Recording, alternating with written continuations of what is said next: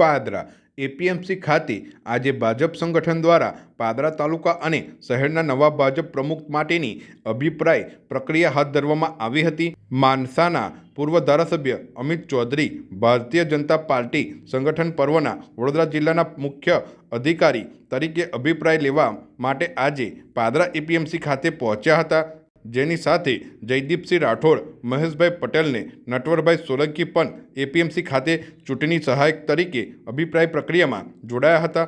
અભિપ્રાય પ્રક્રિયાની શરૂઆત થવાની સાથે જ ખૂબ મોટી સંખ્યામાં નવનિયુક્ત ભાજપ બૂથ પ્રમુખો પોતાનો અભિપ્રાય આપવા માટે પાદરા એપીએમસી ખાતે પહોંચ્યા હતા। પ્રાપ્ત વિગતો અનુસાર શહેરમાંથી 8 અને તાલુકામાંથી 10 એમ પાદરા વિધાનસભામાંથી કુલ 18 લોકોએ પ્રમુખ તરીકેની ઉમેદવારી કરી છે, જેને લઈને પાદરા વિધાનસભાના 241 બૂથ પ્રમુખોના અભિપ્રાય લેવામાં આવ્યા હતા। અભિપ્રાય આપવા માટે આવેલા તમામ બૂથ પ્રમુખોને માનસાના પૂર્વ ધારાસભ્ય અમિત ચૌધરી તરફથી પીવાના પાણીની બોટલો ગિફ્ટ તરીકે આપી પ્રોત્સાહિત કરવામાં આવ્યા હતા। બાદમાં તમામ અહેવાલ સંગઠનમાં પહોંચાડવા માટે સંકલનની મિટિંગનું પણ આયોજન કરવામાં આવ્યું હતું। તેમાં વડોદરા જિલ્લા ભાજપના પ્રમુખ સતીશ નિશાળિયા, પાદરાના ધારાસભ્ય ચૈતન્યસિંહ ઝાલા, ભાજપ જિલ્લાના હોદ્દેદારો, માનસાના પૂર્વ ધારાસભ્ય અમિત ચૌધરી સહિત તમામ ચૂંટણી સહાયકો આ સંકલનની મિટિંગમાં જોડાયા હતા। સમગ્ર મામલો રિપોર્ટ સંગઠનમાં પહોંચાડવામાં આવશે અને ત્યારબાદ પ્રમુખની પસંદગી કરવામાં આવશે।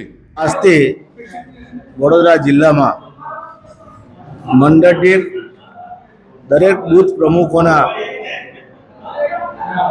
અભિપ્રાય લેવામાં આવી રહ્યા છે।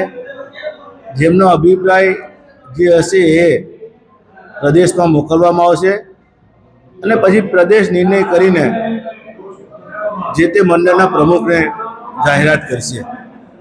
પરંતુ ભારતીય જનતા પાર્ટીમાં ખૂબ બીજા પણ બધા હોદ્દાઓ હોય છે, ત્યારે કોઈ પણ બૂથના પ્રમુખને નિરાશ થવાની જરૂર નથી, કારણ કે કંઈક ને કંઈક બીજા હોદ્દાઓમાં બધાને સમાવેશ કરીને બધાને જ ન્યાય મળે એવું આયોજન પાર્ટી કરતી હોય છે। ત્યારે બધા જ બૂથ પ્રમુખોને પહેલાં તો બૂથ પ્રમુખ બન્યા એ બદલ બધાને અભિનંદન પાઠવું છું। અને આજે પાદરા વિધાનસભામાં પાદરા નગર અને તાલુકાના તમામ બૂથ પ્રમુખોનો આજે અહીંયા અભિપ્રાય લીધા છે અને એ અભિપ્રાય અમે ઉપર મોકલી આપીશું।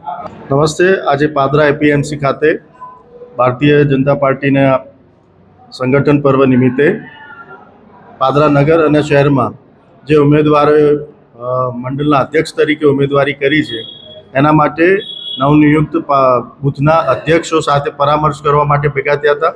દરેક બૂથ અધ્યક્ષનો અભિપ્રાય લીધા પછી સમગ્ર અભિપ્રાય અને આગેવાનોનો અભિપ્રાય, સમગ્ર અભિપ્રાય અમે પ્રદેશમાં મોકલી આપીશું ને ત્યાંથી નિર્ણય લેવાશે કે બૂથ અધ્યક્ષ મંડળ અધ્યક્ષ કોને બનાવો અને શહેર મંડળ અધ્યક્ષ કોને બનાવો। લગભગ શહેરમાંથી 8 ઉમેદવારોએ ઉમેદવારી કરી છે અને તાલુકામાંથી 10 લોકોએ ઉમેદવારી કરી છે।